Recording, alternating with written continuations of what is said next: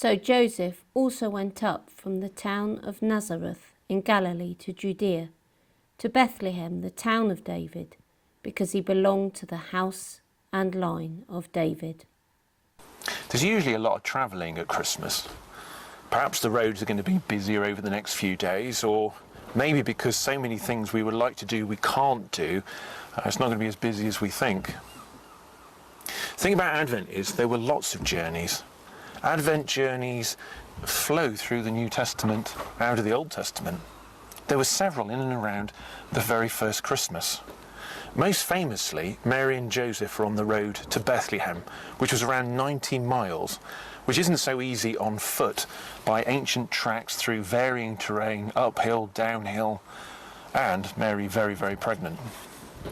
But although it was difficult, it wasn't necessarily the longest Advent journey. It self-drives. We're very cool. The Magi came from much further, and the Bible seems to indicate that the star could have appeared anything up to 2 years before they arrived. And that's a long journey. And I've no idea what you do about angels. You know, the Gospels say that Gabriel was sent from the unveiled presence of the glory of God to Mary. But how do you measure that? I don't. Can you? It's hard to say. And yet there is a far greater journey at Advent, and I don't think it's measurable at all. It's the journey from God to humanity. Christmas is not a journey measured in miles or time, but it is the biggest journey ever undertaken and the most significant.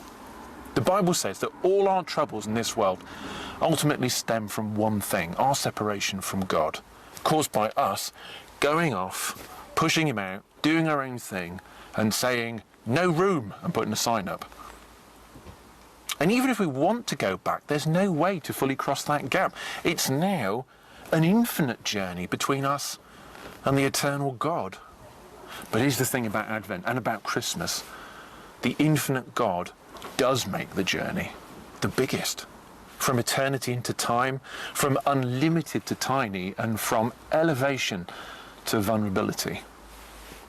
As the hymn writer Charles Wesley wrote, our God contracted to a span, incomprehensibly made man.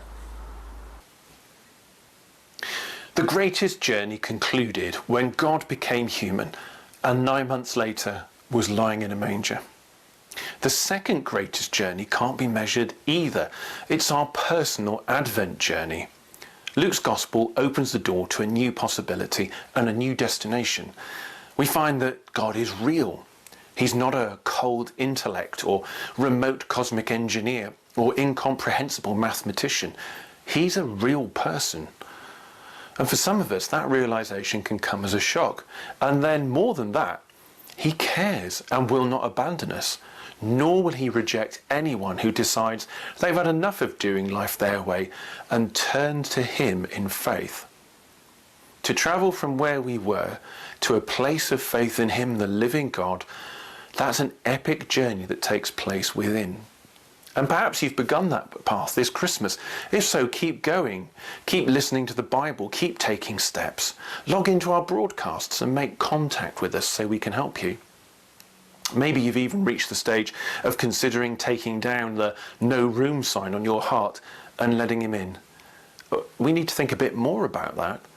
So please join us tomorrow, 2,000 years ago, as Mary and Joseph finally arrive in Bethlehem.